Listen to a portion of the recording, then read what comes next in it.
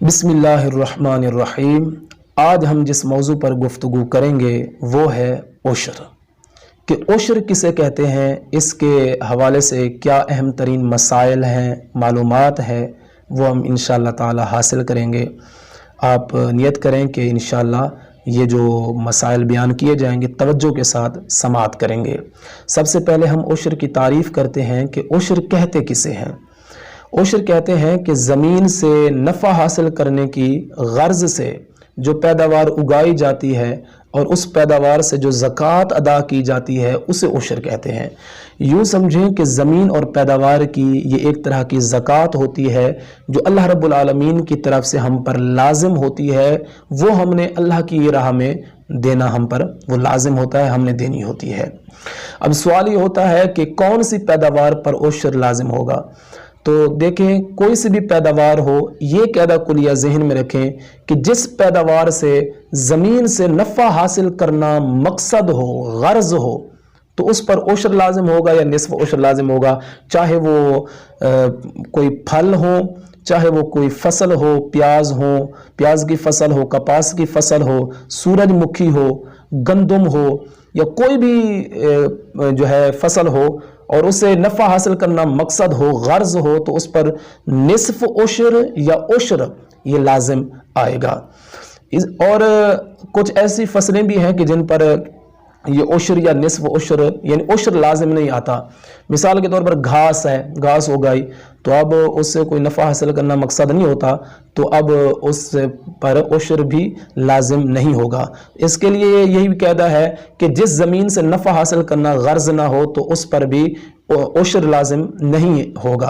अब ये उश्र की बात हो रही है या निस्फ़ उश्र की बात हो रही है, तो इसका मतलब ये है कि या तो उस फसल का 10वां हिस्सा निकालेंगे या 20वां हिस्सा निकालेंगे।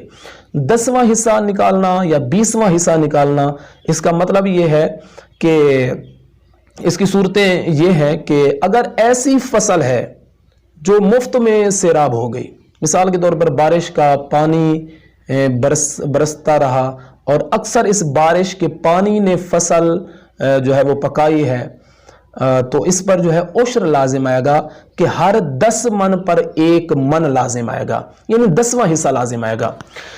और अगर जो है अपने ट्यूबवेल से या कीमत के साथ पानी देकर अपनी फसल पकाई है तो इस पर निस्फ़ उश्र लाजिम आएगा, यानी 20वां हिस्सा जो है लाजिम आएगा।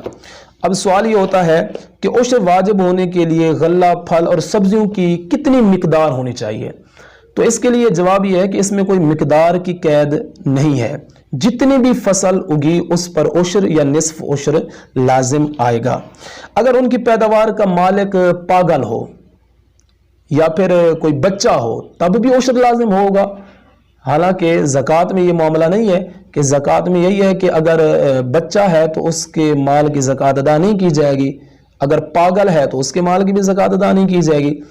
तो उसके लिए तो आकिल और बालिग होना शर्त है, जबकि उश्र में इसका इस तरह का कोई मामला नहीं है, बल्कि उश्र में जो है वो जो ज़कात होती है वो उस ज़मीन के हवाले से होती है, ज़मीन की पैदावार पर होती है। इसमें बच्चे का पागल होना बच्चा होना या बालिग होना, नाबालिग होना, इसमें इस तरह की कोई बात नहीं है। इसी तरह आकिल होना या गैर आकिल होने का भी इसमें कोई मामला नहीं है, ज़मीन की पैदावार पर इसका उश्र लाजिम होता है।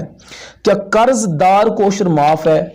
हालांकि ज़कात में ये मामला है कि ज़कात में पहले कर्जा निकाला जाएगा, फिर जो है ज़कात अदा की जाएगी अगर निसाब बचता है तो। लेकिन यहाँ मामला उलट है कि यहाँ पर सबसे पहले उश्र निकाला जाएगा, फिर जो है ना कर्जदारों के जो कर्ज हैं तो उनको कर्जे दिए जाएंगे, बाद में कर्जा निकाला जाएगा, पहले उश्र निकाला जाएगा। क्या शरई फ़कीर जो है क्या उस पर भी उश्र लाजिम है? हालांकि शरई फ़कीर पर तो वहाँ ज़कात देना लाजिम होता है। अब यहाँ पर शरई फ़कीर था, उसने जो है अपनी पैदावार उगा ली, तो इस शरई फ़कीर पर भी लाजिम है कि ये जो है अपनी पैदावार का उश्र और इस पैदावार की जो ज़कात है ये निकाले। और एक सवाल ये है कि क्या उश्र वाजिब होने के लिए साल का गुजरना शर्त है? ज़कात के लिए शर्त है, उश्र में शर्त नहीं है। साल में कई फसलें हुई तो हर फसल पर उश्र या निस्फ उश्र लाजिम होगा। ठेके पर दी जाने वाली ज़मीन की पैदावार का उश्र किस पर लाजिम है? ठेके पर कोई ज़मीन दी गई तो जो पैदावार उगाएगा उस पर लाजिम है, ना कि उस पर के जिसकी ज़मीन है। तो जो पैदावार उगाएगा उस पर जो है उश्र लाजिम होगा। घर या कब्रिस्तान में जो पैदावार हुई तो उस पर उश्र होगा या नहीं होगा? तो घर या कब्रिस्तान में जो पैदावार हो उसमें उश्र या निस्फ उश्र लाजिम नहीं होगा। क्या उश्र कुल पैदावार से अदा किया जाएगा या अखराजात वगैरह निकाल कर? तो याद रखें कि ज़कात में तो यही है कि कर्जा देना है तो सबसे पहले कर्जा दे, फिर निसाब बचता है तो ज़कात दे। लेकिन यहाँ मामला ये है कि जैसे ही कुल पैदावार हासिल हुई, कुल पैदावार से उश्र निकाला जाएगा।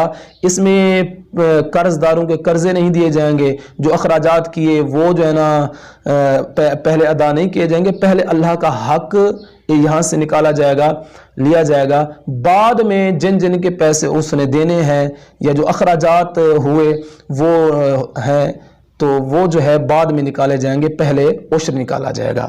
क्या उश्र में सिर्फ पैदावार ही देनी ज़रूरी है या कीमत भी दे सकते हैं? तो इसमें इख्तियार है। पैदावार की जितनी रकम बनती है या जो उश्र या निस्फ उश्र की मालियत बनती है उसकी मालियत रकम की सूरत में दें या पैदावार की सूरत में दें, यह आपको इख्तियार है। उश्र किसे दिया जाए?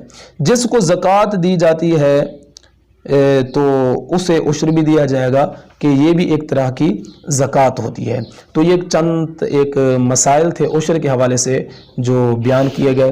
अल्लाह रब्बुल आलमीन हमें इल्म दीन हासिल करने की तौफीक अता फरमाए और इसको आप कोशिश फरमाएं कि इसको ज़्यादा से ज़्यादा शेयर भी करें ताकि ज़्यादा से ज़्यादा लोगों के पास ये उश्र के हवाले से जो मालूमात है ये पहुँच सके।